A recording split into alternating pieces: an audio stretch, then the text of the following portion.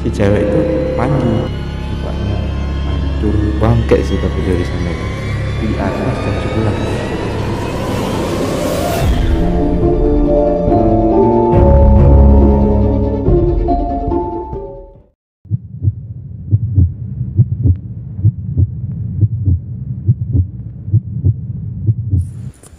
Oke, teman-teman fans Glory ya. Iki mau cuus menurut Cak Andi wis gak iso dilanjutnya ikut explore. Jadi cuus mau nunggu di depan warkop tadi Cak Andi ya. Mungkin aspek keselamatan juga karena dek iku kayak yang di kenapa sih cuus kok yang di anu terus Cak Andi? Mungkin ini kalau aku lihat dari segi energi. Oke. Energinya meskipun sampean yang lagi nggak enak badan tapi kayaknya Mas Cuus yang terbawa terbawa emosi. Emosi kan belum tentu marah, jadi mungkin terbawa sedihnya atau terlalu menghayati kayak gitu. Oke. Makanya yang itu lebih mudah diserang ya. Oke. Frekuensinya bergesekan terus. Frekuensinya Mas Cuus. Jadi frekuensinya Cuus kurang stabil mungkin. Iya, kurang stabil. Oke teman-teman, kali ini Mystic Glory ono segmen nyar. Jadi dia bakalan nyoba cerita horor ya. Nah, ini panggon sing horor juga. Tapi aman kan Andi? Aman. Untuk saat ini masih aman. Oke. Cuman walaupun aku dengar ada suara-suara di sebelah sana. Oke. Siapa nih punya cerita? Kalau aku sih belum ada. Barangkali ya Andi ada cerita horor yang mau diceritain. Oke. Monggo ya Andi. Ya. Oke, sebelumnya kalau Mystic Glory penontonnya apa namanya? Fans Glory. Oh, Fans Glory. Kalau buatin sama Mas Firza. Oh, Fans Glory, iya. Oh, Mas Firza yang buat. Iya. Apa itu Fans Glory? Jadi buat teman-teman Fans Glory, kalau yang punya cerita-cerita horor atau pengalaman horor bisa kirim ke IG-nya Mystic Glory atau sampean ya. Iya, Oke. Ya. Untuk episode ini aku mau cerita tentang ada salah satu pengalaman teman sebenarnya. Itu tentang dia pacaran sama sesosok kuntilanak. Beda dunia ini ya. Ya. Beda dunia ini. Ya, beda dunia. Nah, kebetulan kan di sini ada kuntilanak nih. Oke, iya. Nah, jadi aku mau membahas tentang itu juga. Jadi ceritanya itu sekitar jam 11 malam dia pulang kerja. Ya, naik motor kan dia sendirian pulang kerja melewati salah satu daerah di Surabaya. Salah satu daerah yang setelah rel kereta api itu, nah dia melihat ada sosok perempuan, katanya cantik. Nah, aman? Langsung bawa bangke sih tapi dari sana itu. Terus dia bingung pertamanya. Ini perempuan kok sendirian jam 11 malam. Jadi di pinggir gitu tuh. Si cewek ini di pinggir. Nggak taunya setelah mau mendekati si cewek itu, jadi semakin deket si cewek itu manggil.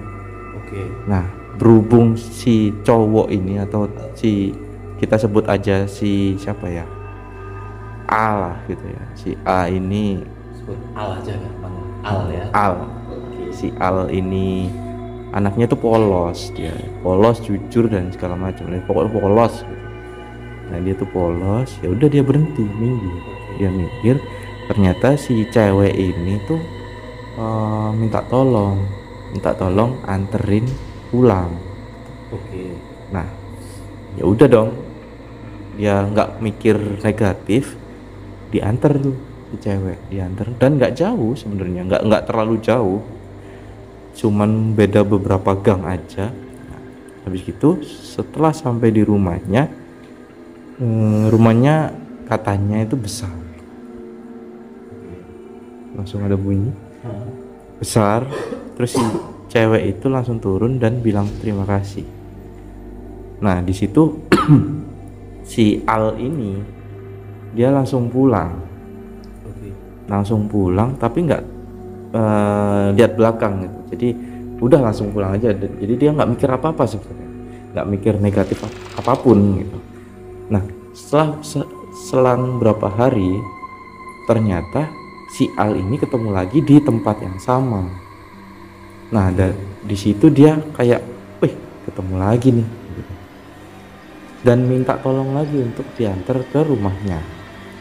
Nah di situ si Al mulai penasaran gitu, pengen kenalan. Akhirnya mereka berkenalan dan sempet minta nomor telepon, nomor HP, tapi nggak dikasih sama si cewek. Cuman si cewek itu tanya, nomormu aja boleh nggak? Aku minta nomormu aja. Gitu. Terus begitu dicatat di kertas, terus dikasihin ke cewek itu ini. Udah, terus si Al pulang. Itu kok pikiran tuh si Al udah mulai gelisah. Sampai beberapa hari nggak ketemu dan nggak ada kabar. Mungkin si Al udah kasih nomor di telepon gitu, nggak dihubungin mungkin gitu. Dan nggak ketemu juga beberapa hari. Terus dia pikiran kan sampai nggak bisa tidur katanya. Terus ternyata di suatu malam HP-nya itu nerima SMS dulu. Belum ada WA ya, menerima SMS, nomor tidak dikenal. Lihat sama dia, ternyata itu si cewek. Si cewek itu, Mas Al, ini aku. Nah dari situ mereka mulai komunikasi lewat HP. Ini agak nggak masuk akal, tapi ternyata ada si temanku itu ada bukti. Nah cuman aku belum sempet minta buktinya, dia udah kerja di luar kota. Jadi maksudnya ini begini, ini sosok gaib ya, kok bisa pakai HP gitu. Nggak masuk akalnya kan di situ, tapi ternyata benar. Dan si Al ini memang terkenal di kampung, dia jujur orangnya, polos dan jujur gitu. Nah terus singkat cerita mereka akhirnya ketemuan lagi, diapelin lah sama si Al, diapelin, sempet makan bakso bareng. Dan pas makan bakso bareng itu si Al minta 2 porsi, sedangkan dilihat si tukang bakso itu sendiri. Soalnya si tukang bakso ini tanya, loh kok makannya banyak banget mas? Buat siapa satunya? Ini buat pacar saya gitu. Heran tapi ya udahlah ya, dibuat. Dan itu nggak dimakan sama si cewek, dan si Alnya yang makan. Jadi si Al makan, si cewek cuman ikut ngobrol aja gitu. Nah singkat cerita si Al ini akhirnya serius sama si cewek. Dan mau ketemu sama orang tuanya. Jadi setiap apel si cowok ini disuruh datang di atas jam 11. Jadi nggak bisa seenaknya dia datang ya, jadi harus di atas jam 11 malam. Dan itu dijemput di depan rumah, nggak pernah masuk. Nah akhirnya si Al mulai serius dan pengen ketemu sama orang tuanya. Si cewek bilang, kamu beneran serius? Iya, aku mau pengen ketemu orang tuamu dan aku pengen melamar kamu. Beneran? Iya beneran. Di hari ini, kalau nggak salah di hari Kamis, jamnya juga sama, tetap malam, itu datang. Terus ditanya, tapi kenapa harus jam segitu, kan nggak sopan ketemu orang tuamu malam-malam. Nggak apa-apa, papaku mintanya jam segitu. Disamperin tuh di hari Kamis itu jam 12 kalau nggak salah. Jam 12 dia datang, masuk, disuruh masuk, udah disambut sama si cewek di depan, disuruh masuk. Nah anehnya waktu masuk ke ruang tamu itu orang tuanya itu ada di, jadi ini ruang tamu, ini langsung ruang keluarga, ini TV. Nah ini ada sofa gitu, terus depan sama TV. Nah jadi sofanya itu satu di ruang tamu. Ya sofanya di ruang tamu. Nah itu terus ada sofa lagi untuk melihat ke TV. Jadi gitu. Nah si orang tuanya ini itu di sofa yang tengah itu dan ngadep ke TV. Jadi membelakangi. Begitu juga si adiknya. Jadi dia tuh punya adik satu sama orang tua bapak ibu. Nah ngobrol pun juga sama. Di belakangi. Cuman ada suara tadi. Iya di sini tadi. Duk. Nah lanjut ya. Terus si bapaknya itu beneran tanya berkali-kali, kamu serius sama anakku? Iya pak, serius gitu. Beneran, nggak nyesel? Enggak pak, serius gitu. Kalau kayak gini noleh gitu, mukanya hancur, terus gosong dan segala macam. Dan dia kaget lihat ke cewek, jadi di sebelah sininya ceweknya itu, dan itu berubah juga, berubah juga ya selayaknya Kunti kan, begitulah pokoknya. Dia langsung lari, pas di depan rumah dia kan sambil lari gitu berhenti di depan rumah, berhenti sambil ngos-ngosan gitu, terus lihat ke belakang, rumahnya hancur, rumahnya dalam kondisi hancur. Sedangkan di awal dia melihat rumah itu rumahnya besar banget, megah, bagus lah ini. Ternyata pas dilihat itu rumahnya udah rumah terbengkalai gitu. Ya kayak yang kita explore ini. Iya, terbengkalai. Iya. Dan semenjak itu dia kayak trauma gitu. Dan katanya itu memang apa ya? Seakan-akan nyata banget sampai disentuh sama si cewek.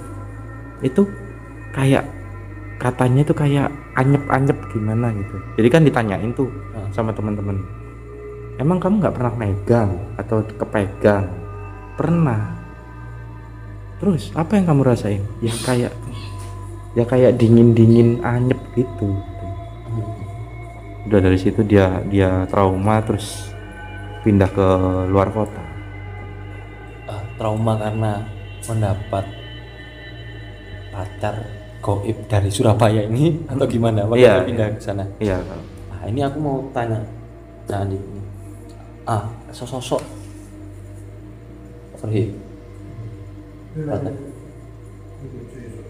Nah, sosok gaib itu memang apa bisa berkamuflase atau gimana? Bisa. Untuk menjadi misalnya sosok yang lebih sempurna. Jadi kelihatannya dia kan, kalau Kunti kan serem gini, dia ingin misalnya nih aku suka sama cowok itu. Nah dia mengkamuflasekan dirinya menjadi yang sosok yang lebih baik, cantik gitu. Memang bisa kan? Bisa. Itu kan sebenarnya mereka memanipulasi pikiran kita sebenarnya. Jadi mereka itu masuk ke bawah alam sadar kita sebenarnya. Jadi apa yang kita lihat itu sebenarnya ya bukan seperti itu. Jadi mereka bermainnya seperti itu. Jadi kayak orang dihipnotis. Jadi langsung ke pola pikir kita. Iya, kayak kesentuh, ngobrol apa segala macem. Itu ya karena kayak kita ngelamun aja, seakan-akan itu benar. Padahal enggak. Jadi goib itu merealitakan apa yang kita pikirkan, kayak gitu. Ya, seakan-akan realita gitu. Padahal ya enggak. Padahal ya tipuan gitu. Tipuan, benar. Oke, ini satu cerita dari Cak Handi ya. Mengane awak mau cok tramus-tramus lek dulu arek wedok iku yo kurang karuan, arek wedok iku iso nyoto lho rek, kadang-kadang yo goib iso nyamar lho. Ya kan ya edukasi. Ane nek delok bengi-bengi yo arek wedok. Ya sojok langsung seneng. Dine setan iki Cak Handi ya. Oke Cak Handi, terima kasih Cak Handi di episode apa tadi segmen baru ini Cak Handi udah ngasih cerita sing menurutku sih langka sih. Jadi iki wis gak pernah wong mengalami kejadian misteri apalagi di tahun-tahun kayak gini loh Andi, langka kayak gitu ya Andi. Terima kasih Andi udah mau datang mau datang kolaborasi sama Mystic Glory dan memberikan ceritanya Andi. Thank you Andi. Yus lek ngono teman channelku Mystic Glory, ojo lali like, share, komen, dan subscribe. Lek kamu seneng videoku, kena jempol mendukung. Lek kamu gak seneng videoku, kena jempol misteri, tetaplah misteri. Makasih ya Andi.